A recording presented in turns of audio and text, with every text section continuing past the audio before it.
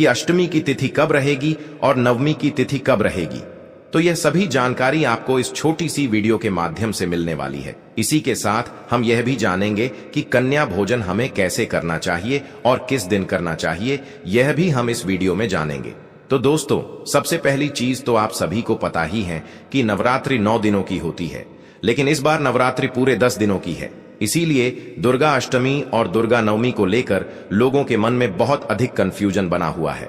तो दोस्तों, बिल्कुल ध्यान पूर्वक समझिए, क्योंकि इस बार अष्टमी की जो तिथि है नवरात्रि में, वह 29 सितंबर को शाम 4:32 पर शुरू होगी और इसका समापन 30 सितंबर को शाम 6:06 पर होगा। अब दोस्तों, उदया तिथि के अनुसार यदि देखा जाए तो इस बार अष्टमी की तिथि 30 सितंबर 2025 मंगलवार को ही मान्य होगी, तो 30 सितंबर को ही दुर्गा अष्टमी की तिथि रहेगी। इस बात का आपको ध्यान रखना है। अब दोस्तों, इसके बाद हम बात करते हैं नवमी तिथि की। तो दोस्तों, इस बार नवमी की जो तिथि है वह 30 सितंबर को शाम 6:06 से शुरू होगी। दोस्तों, अगर आप छोटी छोटी कन्याओं को देवी का स्वरूप मानते हैं, लक्ष्मी काली सरस्वती का रूप मानते हैं, तो लाइक जरूर करना। आपके घर में भी होगी कन्या, यह है देवी का साक्षात स्वरूप। तो शारदीय नवरात्रि में कन्या पूजन कब है, सप्तमी और अष्टमी कब है, नवमी कब है, 2025 में शारदीय नवरात्रि पर कन्या पूजन कैसे करें और क्या है कन्या पूजन का शुभ मुहूर्त, जानिए। कन्याओं को भोजन में दही जलेबी खिलाएं या घर का बना खाना या पूरी कचौरी या पक्का खाना। कन्याओं को कौन सी थाली में कौन से बर्तन में भोजन कराना चाहिए, कन्याओं को उपहार में क्या देना चाहिए और क्या नहीं, और ये भी जानिए नवरात्रि में कलश के ऊपर जो नारियल होता है उसे तोड़कर कन्या को दे या गंगा में विसर्जित करें। जानिए सब कुछ इस वीडियो में।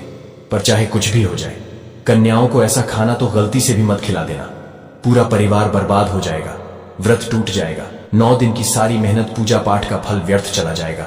साथ ही साथ जानिए किस उम्र की कन्याओं को देवी का स्वरूप माना जाता है। आज का वीडियो बहुत ही सुंदर है, लाइक जरूर करें और खूबसूरत वीडियो का लुत्फ उठाएं। दोस्तों, दुर्गा अष्टमी के इस पावन पर्व यानी नवरात्रि को 9 देवी अर्थात 9 कन्याओं को समर्पित है।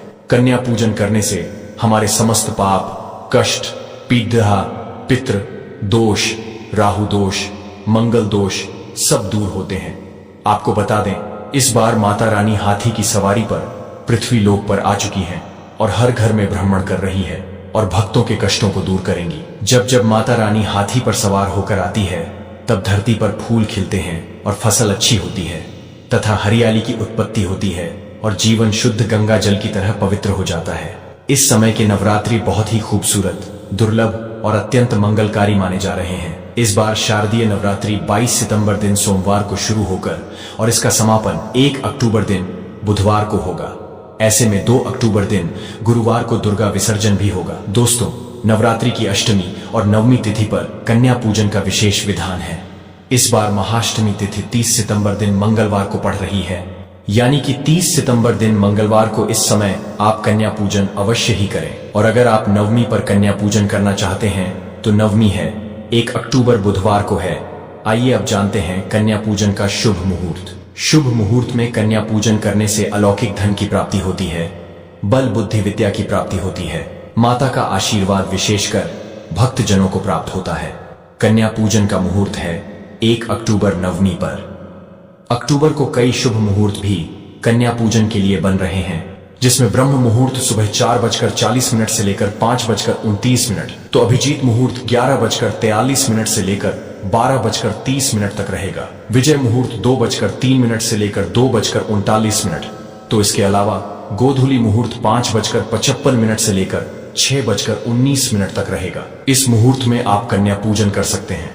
22 सितंबर से शारदीय नवरात्र शुरू हुए थे और 2 अक्टूबर को समाप्त होंगे। शास्त्रों में 9 दिनों के नवरात्रि को बहुत ही शुभ और मंगलकारी माना जाता है और 10 दिनों के नवरात्र शारदीय नवरात्रों को ही माना जाता है, क्योंकि इसमें 10वें दिन दुर्गा विसर्जन किया जाता है। जो लोग दुर्गा विसर्जन करते हैं तो उन्हें 10वें दिन भी व्रत का पालन अवश्य करना चाहिए, और जो लोग दुर्गा विसर्जन नहीं करते, माता की स्थापना नहीं करते, तो उन्हें 9वें दिन कन्या पूजन करना चाहिए। 9वें दिन ही व्रत का पारण करना चाहिए और 10वें दिन कन्या पूजन वह लोग करेंगे जिन्होंने विसर्जन के लिए माता की स्थापना की है।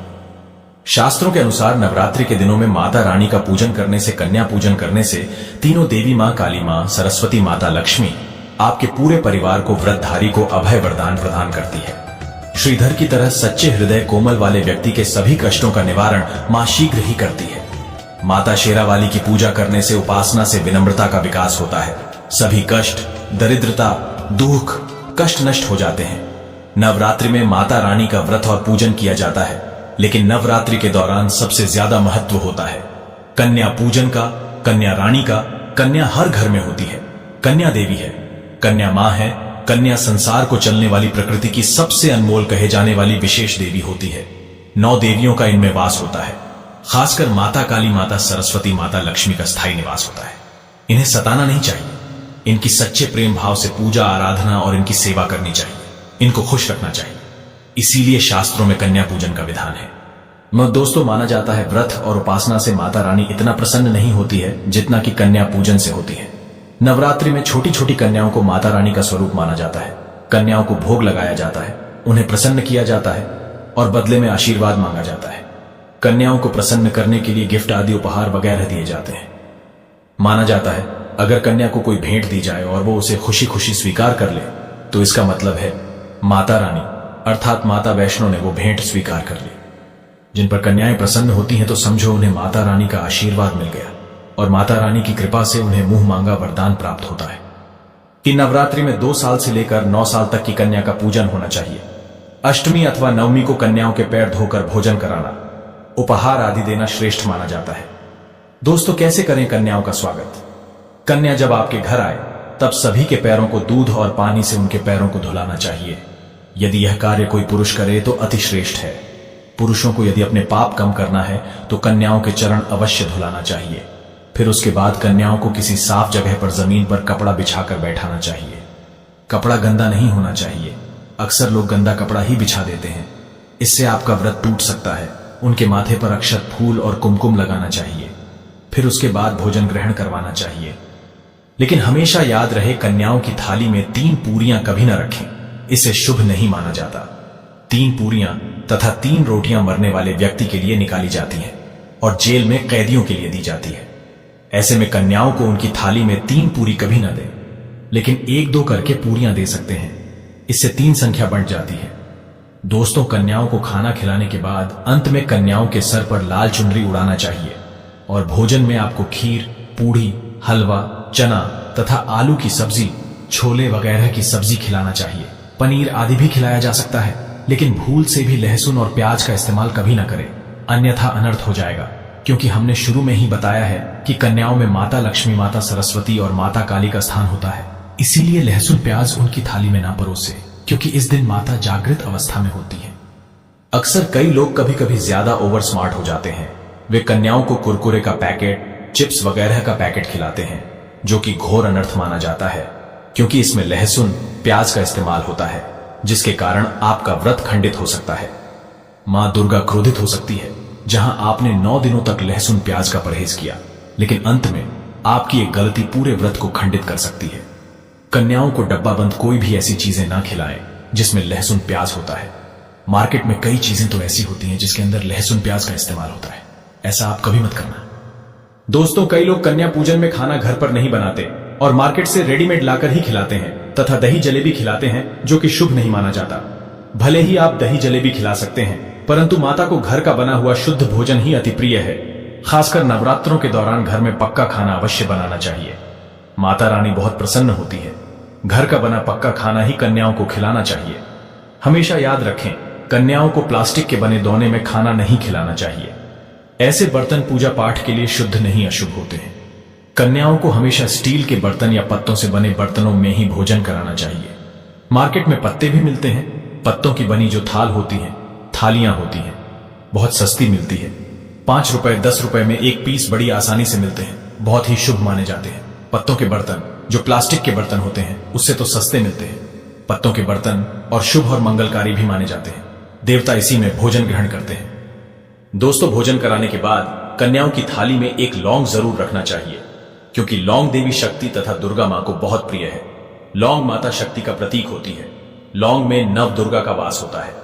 इन 9 दिनों में माता रानी को लौंग का भोग ही लगाया जाता है। इसीलिए कन्याओं को थाली में चुपचाप एक लौंग जरूर रख दें। आपका भाग्य चमक जाएगा। माता लक्ष्मी आपके जीवन में धन की कोई भी कमी नहीं होने देगी। आपको बता दें, कन्याओं को उपहार में क्या दें। कन्याओं को खुश करने के लिए उनकी थाली में दक्षिणा डालें ताकि आपके घर में संपन्नता बनी रहे तथा धन की कोई भी कमी ना हो। कन्याओं को कोई सुंदर गिफ्ट दे सकते हैं। शास्त्रों में बताया जाता है कि कन्या जितना खुश होती है, माता रानी उतना ही जल्द फल की प्राप्ति प्रदान करती है। ऐसे में आप कन्याओं को चॉकलेट बॉक्स दे सकते हैं तथा खूबसूरत कपड़े दे सकते हैं।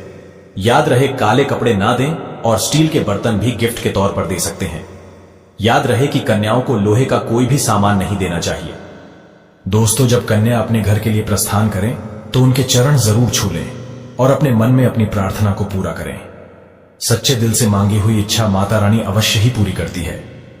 लेकिन याद रखना, चाहे कुछ भी हो जाए, कन्याओं को शुक्रवार के दिन उनकी थाली में खट्टी चीज कभी मत परोसना, क्योंकि इस दिन माता संतोषी का वार होता है।